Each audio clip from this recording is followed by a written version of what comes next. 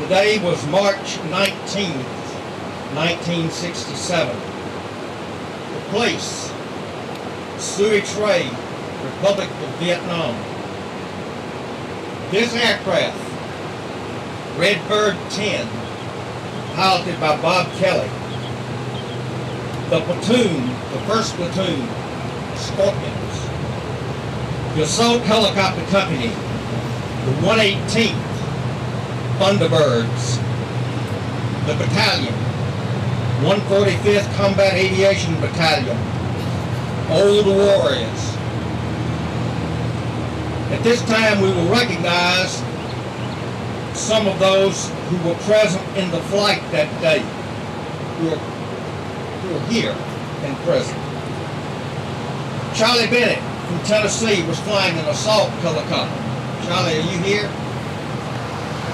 Thank you.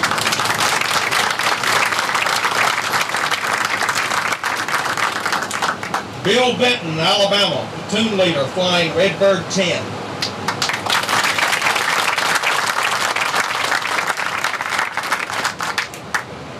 Bob Kelly, Virginia, pilot, Redbird 10.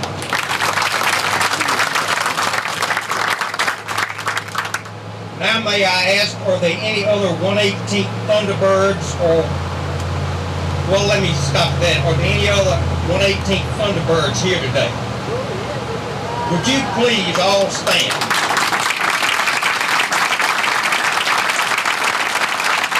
Welcome and God bless you. One other friend that I don't know if you got here or not is Mr. Jack Philbon here. Jack, I didn't even recognize you. Stand up, please.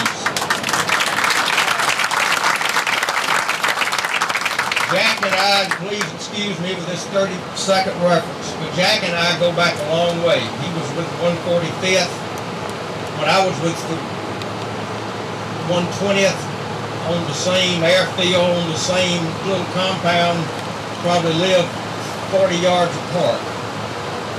And parenthetically, I might say that when I was wounded, Jack was in the vicinity flying an L-19. If my memory is correct, you actually filmed me lying there about the end of the pearly gates. Thank you for saving me and some others. On March 19th, 1967, Captain Robert Kelly and his platoon leader, Major Bill Benton, were flying trail position as the Thunderbirds flew a combat assault mission into the jaws of death in a place called Suitre, Republic of Vietnam. Going into the tight landing zone, Kelly was at the controls of the UH-1 helicopter, when the helicopter in front of him was blown to bits by a 500-pound bomb rigged as a booby trap, which was placed in the landing zone by the bad guys. An Army report called the device, quote, a non-artillery launched or static weapon containing explosive charges, a mine, if you will, close quotes. The explosion sent fragments through the cockpit, severely wounding Bob Kelly. The helicopter controls were frozen and the aircraft was blown through the trees out of the landing zone. Charlie Bennett was instrumental in providing cover and assisting the severely damaged aircraft to locate a suitable landing zone in which a landing could be attempted. When the flight crew was able to get the aircraft on the ground, Charlie Bennett medevaced Bob Kelly and the remaining flight crew to a medevac field hospital.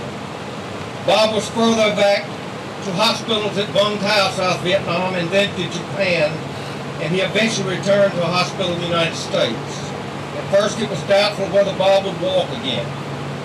When he returned to duty in August 1967, walking with a cane and crutches. And after an assignment at Fort Rucker, Bob returned to flight status in March 1968.